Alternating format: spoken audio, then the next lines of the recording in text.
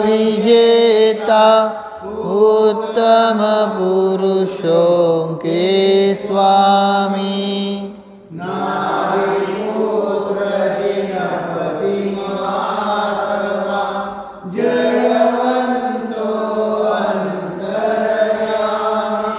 जयवंतो अंतर्यामी।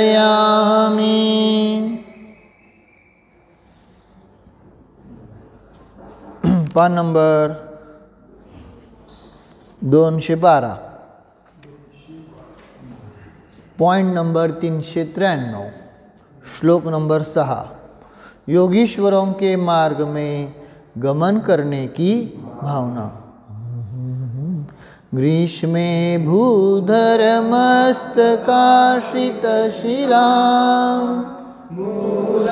तरो प्रावृषि प्रोद्भूते शिशिरे चतुष्पथपदं प्राप्ता स्थितिं कुर्वते। एतेषां यमिनां यथोक्ततपसां ध्यानप्रशान्तात्मनां मार्गे सञ्चरतो मम प्रशमिनः कालः सदा यास्यति।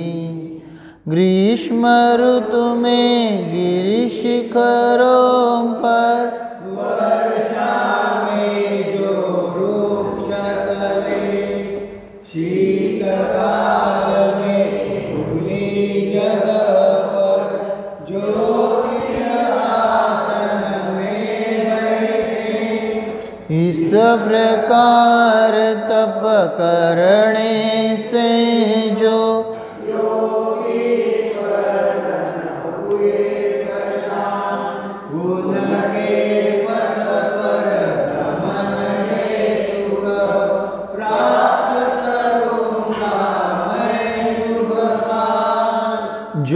योगीश्वर ग्रीष्म ऋतु में पहाड़ों के अग्रभाग में स्थित शिला के ऊपर ध्यान रस में लीन रहते हैं।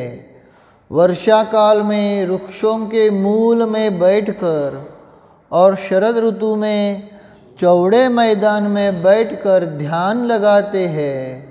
उन शास्त्र के अनुसार तप के धारी तथा ध्यान से जिनकी आत्मा प्रशांत हो गई है, ऐसे योगीश्वरों के मार्ग में गमन करने का मुझे भी कब समय मिलेगा? कळलं काय सांगितलं?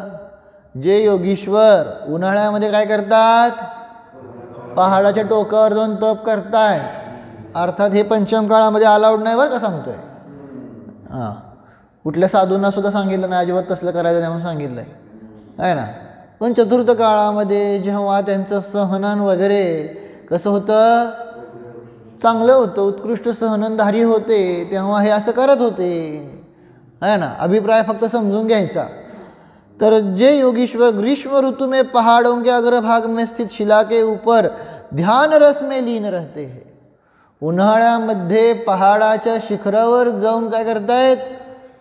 तप करतायत. जास्त तिथं पळतंय है ना. आणि तिथं जाऊन काय करतायत? आता पण योग धारण करतात. बरोबर. वर्षा काल में वृक्षों के मूल में बैठकर कुठे तप करतायत? पावसाळ्यामध्ये झाडाच्या खाली. असं का हो? थेंब थेंब पडतो. मग थेंब थेंब अंगावर पडला काय होते? शारे थोडं थोडं थोडं थेंब पडल्यानंतर तुमचं मन लागत नाही. हां, पण त्याला सुद्धा ते विजय मिळवतात.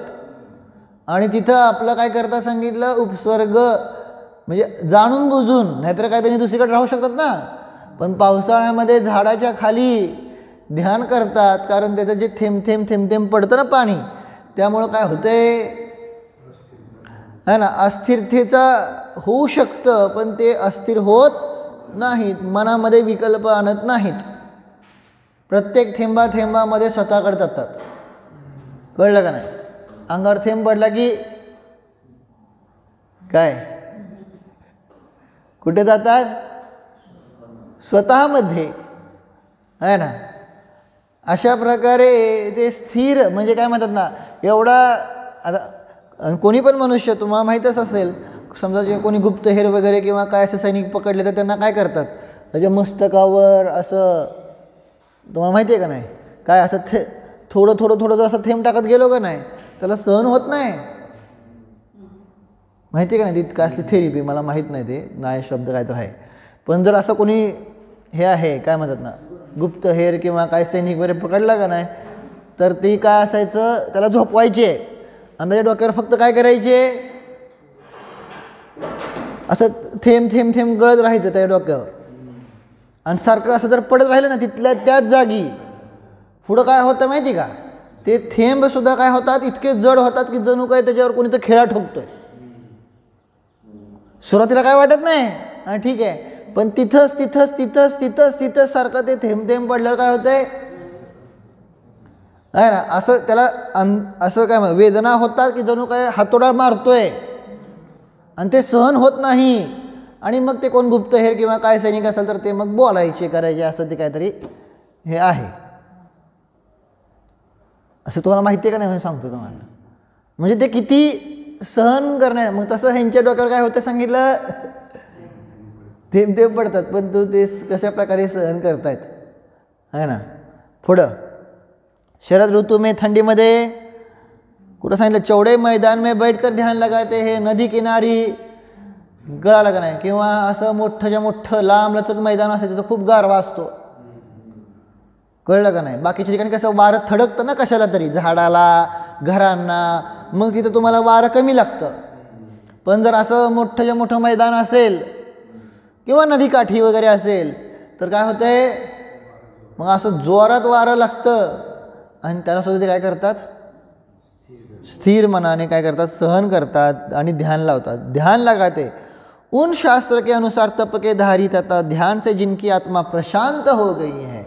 ध्याना मी बाहेर अशी अशांतता आहे, पण तू ध्यानाने ज्यांची आत्मा काय झालेली आहे, प्रशांत झाली है. ऐसे योगीश्वरों के मार्ग में गमन करने का मुझे भी कब समय मिलेगा, असं मुनिराज मी कधी बनू, अशी भावना. आपल्या थोडा उन्हाळा सहन होतोय का, ह्या उन्हाळा जोरात आहे बरं का, आहे ना. आणि ऊन नाही लागलं तरी 40 डिग्री झालं, 40 डिग्री झालं, आहे ना. ते बाहेर किती का ठीक आहे, तुम्हाला इथं आता काय ऊन लागते का, तुम्ही कुठं आहात, घरात सुखरूप आहे का नाही, पण ते बाहेरच्या वरून स्वतःला काय केलं जातं, दुःखी पाहिलं जातं. कळलं का नाही काय म्हणतोय ते. आता ठीक आहे, जे उन्हात जातात त्यांना ठीक आहे अजून म्हणलं जाईल, मग सांगायचा अभिप्राय, मग इथं हे चिंतन करायचं की हे सगळं ऊन सुद्धा काय होता सांगितलं, आपल्याला एवढं सहन होत नाही, परंतु ते मुनिराज त्यांच्या शरीरावर एवढी सुद्धा आसक्ती राहिली नाही. एवढं ऊन, थंडी, पाऊस सगळं सहन करतायत, सहन करतात नाही, जाणून बुजून तिथं जात आहेत, सहन करायला लागावं म्हणून जाणून बुजून. मग पंचम काळात का नाही करायचं, मग काय होतं समजा केलं तर काय होणार, आकुलता होणार. सांगितलं ना शरीरावर द्वेष करायचा नाही म्हणून, तेवढी शक्ती नाही आहे. शक्तीतच तप, शक्तीतच त्याग लिहिलेलं आहे का नाही. उगन अवाजवी कार्य करायला गेलो तर काय होतं, मग संक्लेश परिणाम होणार, साधना होणार नाही. आणि मग काय तर दोनच गोष्टी होणार, एक तर काय होणार, मनुष्यभाव लवकर संपला, कळलं का, नाहीतर काय, समजा मनुष्य म्हणून जगला तरी आकुलता राहणार, आहे का नाही. जेवढी साधना करायला पाहिजे तेवढी सुद्धा होणार नाही. शरीर काय होणार, शेवटी शरीराची लिमिटेशन्स आहेत का नाही. मग तुम्ही पर्यायगत योग्यतेचा विचार केला नाही, तुम्ही पर्यायगत योग्यतेचा स्वीकार केला नाही, कळलं का. नुसतं आपलं मी शरीर नाही म्हणून चालेल का. काय विचारतोय? पर्यायगत म्हणजे दोन्ही न्यायांचा आपल्याला स्वीकार आहे की नाही? पर्यायगत योग्यता, त्रिकाली योग्यता तुम्ही स्वीकारता, पण पर्यायगत योग्यता पण स्वीकार करायला पाहिजे का नको? काय म्हणतोय? आपली शक्ती नाही मारा लागल्यावर उड्या, तोंड फुटल, हातपाय फुटल, कळते का नाही तुम्हाला? आहे ना, सगळं बिघडल का नाही? अंगात ताकद नाही, उरणं उड्या मारायच्या वरनं, आहे ना.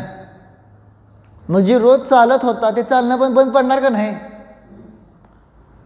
तसंच आहे. मग जी रोजची साधना आहे ती सगळी संपली, षटकर्म संपले, काय ना काय तर परत सगळं काय दुःख आणि संकलेशाला कारण. म्हणून म्हणालं होतं काय की जसं शरीरावर राग करायचा नाही तसा शरीरावर द्वेषही करायचा नाही. आपलं शरीर बघायचं असतं. अजिबात राग करणं योग्य नाही आहे. राग करायचा नाही ना. तुम्हाला वाटतं ना शरीराची आसक्ती सोडायची आहे, मग सोडा ना. तुम्हाला जे शरीराला आवडते त्या गोष्टी सोडा. शरीर काय म्हणते, झोप आली, अजिबात झोपवायचं नाही. मंदिरात हो, घरी झोपायचं. घरी झोप लागत नाही, मंदिरात लागते, है ना. शरीर काय म्हणतंय, मला खायला हे पाहिजे ते पाहिजे, अजिबात द्यायचं नाही. त्याला दुसरंच खायला द्यायचं खायला, परंतु नाही, भक्ष्य तर आहे परंतु आवडतं नाही द्यायचं, है ना. जे जसं असेल तसं खायचं. असं करा ना. तुम्हाला शरीरावरचा राग काढायचा असेल तर, म्हणजे शरीरावरचा मोह जर दूर करायचा असेल तर त्याचे अनेक उपाय आहेत का नाही, है ना, ज्यामध्ये शरीराला त्रास होणार नाही. दिवस रात्र खातोय तर एकदा खावा. एकदा खात असाल तर त्यामध्ये जे आवश्यक आहे त्यानुसार ग्रहण करा, आहे का नाही. चमनचारा खाऊ नका.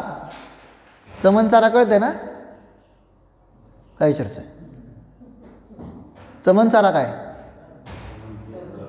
हां, असलं तसलं फास्ट फूड, ते फास्ट फूड तर नाहीच नाही, ते तर अलाउच नाही, आहे ना. परंतु चिवडा, तळलेलं, तिखट, खसखशीत असलं खाऊ नका, आहे ना. तिथं राग सोडत नाही तुम्ही शरीरावरचा, आणि नाही तिथं राग का सोडायचं बघताय, ज्याच्यामुळं परत आहे ती यंत्र बंद पडत. कळतंय काय म्हणतोय तुम्हाला? असे प्रकार होऊ शकतात का नाही? अनेक प्रकारात होऊ शकता. ह्या शरीराला सवय लावा. 1 तास स्वाध्याय करताय, 2 तास स्वाध्याय करेल. 2 तास करताय किती? 2 तास करत असेल तर का 4 नाही चालत? 2चं 4. लोकव्यवहारात तर आपण करता का नाही 2चं 4? काय विचारतोय? संसार काय असतो? 2चं 4 करताना, आहे ना. मग इथं काय होत नाही. मग अशी सवय लावा ना तुम्ही. तुम्हाला जर चांगलं शरीर मिळालं, चांगली बुद्धी मिळाली, तर त्याचा उपयोग का करत नाही तुम्ही? हा, तुम्हाला बुद्धी नाही मिळाली तर मग आम्ही आग्रह नाही केला असता, आहे ना. विकलांग जन्मलोय का आपण? जन्मताना विचारतोय तुम्हाला का आत्ता विकलांग आहोत? विकलांग म्हणजे असे असतात ना मंदबुद्धीवाले वगैरे. मंदबुद्धीवाले समजता ना मी काय म्हणतोय, आहे ना. ज्यांना काहीच कळत नाही किंवा ज्यांचं अजून मॅच्युअर झाले नसतात, थोडंसं अजून काय म्हणतात ना, वय शरीर वाढलं तरी बुद्धीचा विकास झालेला नसतो वगैरे, असे असतात का नाही? हां, आपण तसे तर नाही. मग ती बुद्धी का लावत नाही इकडं? कठीणात कठीण बाहेरचं हे पण तप आहे की नाही? म्हणून तर तिथं सांगितलं स्वाध्याय परमम तपः. का म्हणले? लावा ना. तुम्हाला बुद्धी दिली, एवढ्या मोठ्या डिग्र्या घेताय तुम्ही, एवढा मोठा अभ्यास करताय, मग इथं का अभ्यास करत नाही? इथं का आळसपणा करता, आहे ना. आळस आहे ना, सांगा, खरोखर सांगा, खरोखर सांगा, आहे ना. मी थांबवतो, पण मला एक प्रश्न तुम्हाला विचारायचा आहे. एक कोणी पण मला फक्त सांगा, मी त्याच्यावर मला घटवता येईल. एक जणांनी फक्त हात वर करा की ज्यांना पाठांतर तर करायचं आहे पण पाठांतर होत नाही, आहे का नाही? असं कोणी पण एक जीवाने हात वर करा, आणि त्याला मी पुढचे प्रश्न विचारणार आहे. तेव्हा आहे का? पाठांतर तर करायचं आहे, पण पाठांतर असं कोणीही एका जीवाने प्रश्न विचारा. हां चालतंय. प्रियंका काकी सांगा बरं, आता तुम्हाला काय आवडतंय पहिल्यांदा सांगा. पहिल्यांदा आवडतंय काय? म्हणजे कुठलं पण खेळ असेल किंवा काहीतरी दुसरं काय असेल, काय आवड. एक त्यांचं उदाहरण चाललंय बरं का, त्यांचं म्हणून नाही लाय, सगळ्यांनी आपापलं तसं लावायचं आहे ना. आवडतंय काय?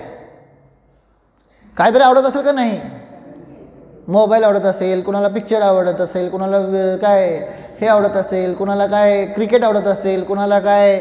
म्हणजे एक एक्झाम्पल सांगतोय, मला ते नाही म्हणायचं, पण एक काहीतरी आवडतंय का नाही? काहीतरी आवडतं. एक काहीतरी गोष्ट आहे, आवडते का नाही? त्यातलं सगळं लक्षात राहतंय का नाही? काय विचारतोय? घरात वाटा किती येतं माहिती आहे का नाही? सगळ्यांना माहिती आहे बायकांना. चमचे दिसणार म्हणलं की कसं होतंय? चमचे बारके बारके चमचे कुठे घालता तुम्ही? कशाला? ते तिखटा मिठा असतात ना, तिखटाला वगैरे मसाल्याला असतात ना, बारके चमचे गायब झाले की लगे लक्षात येते का नाही?